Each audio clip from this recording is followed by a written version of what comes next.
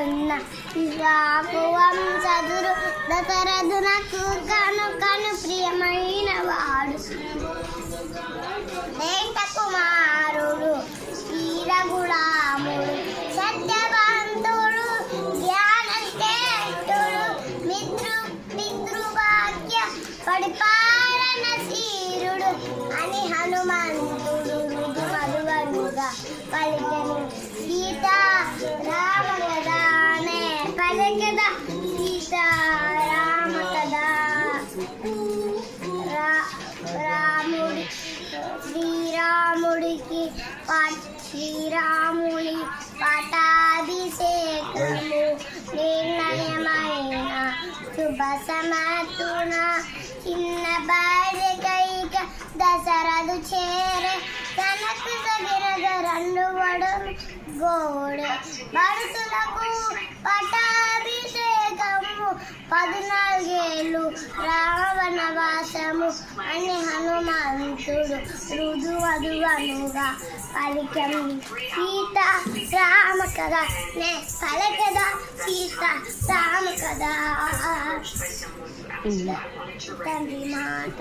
తండ్రి మాట నిలుప రామచంద్రుడు వలకల దారి రాజ్యము వీరే సీతాలక్ష్మణులు తనతో రాగా 14 వనవాసమేగే కరదూషణాది 14 అసురులు చంపే జనస్థానమున అని హనుమంతుడు మృదువధువనుగా పలికెను.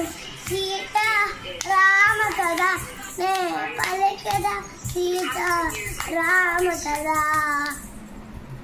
శ్రీరామ్ రాముడు వెడలే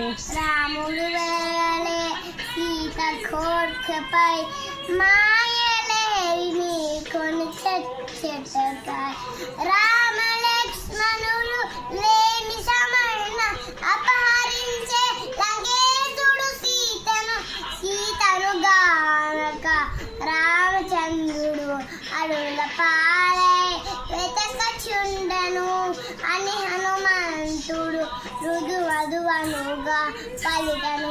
సీత రామ కదా నే పలికెదా సీత రామ కదా. రామసుగ్రీవుడు వనముల గణిసెలి మిత్రులైన ప్రతిజ్ఞ భూమిని